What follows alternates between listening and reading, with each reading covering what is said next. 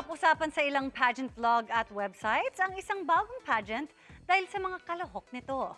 Ang ilan, mga dati ng beauty titleist tulad ng mga nanalo sa Miss Universe Philippines, habang ang iba, mga kapuso stars. Anong pageant ito? Makichika kay Aubrey Carampel. Who will be the next Queen of the Islands, Philippines?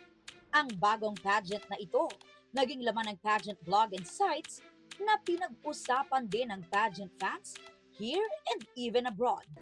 Kabilang ba naman kasi sa mga sasali ang Miss Universe Philippines Queens and title holders tulad ni na Michelle D, Atisa Manalo, MJ Lastimosa, Ariela Arida at Gazini Ganados na hindi rin inurungan ng ilang kapuso stars gaya ni Sanya Lopez, Shuve Etrata, AZ Martinez, Ashley Ortega at Faith De Silva.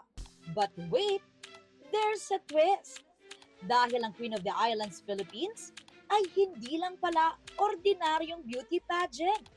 Parte ito ng bagong pelikula ng GMA Pictures, ang Red Crown.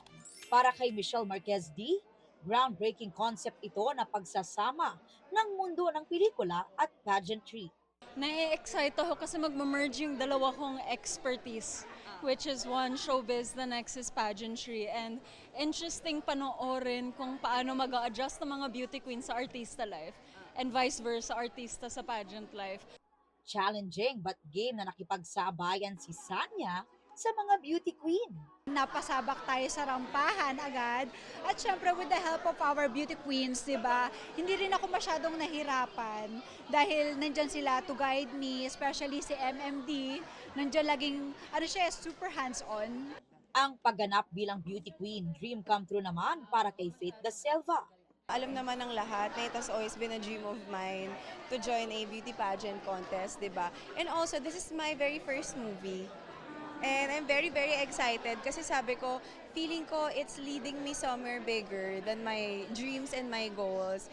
And kumbaga, step by step. Para mas makatotohanan ng pagganap, pinarana sa cast ang pageant life. May pasarela training, may photo shoots wearing their swimsuits, and evening gowns. Siguro ang pinagbago lang may script kami fina-follow. Yun lang. Pero all in all, para talaga kami nasa pageant.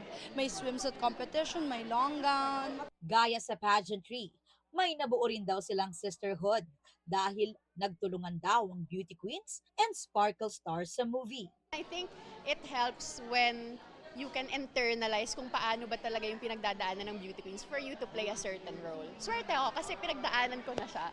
Ang mahirap na part sa akin, paano maging artista na beauty queen. Expect the unexpected nga raw dahil hindi lang beauty and glamour o bardagula ng contestants ang mapapanood sa Red Crown. Sobrang sinunod. Tapos yung kabilang aspeto, binasag talaga natin because that's what Red Crown really is. It's a satire. It's also a social commentary on how we look at not just beauty pageants, pero beauty itself, how we view it, how much we value it. Aubrey Carampel, updated sa showbiz happenings.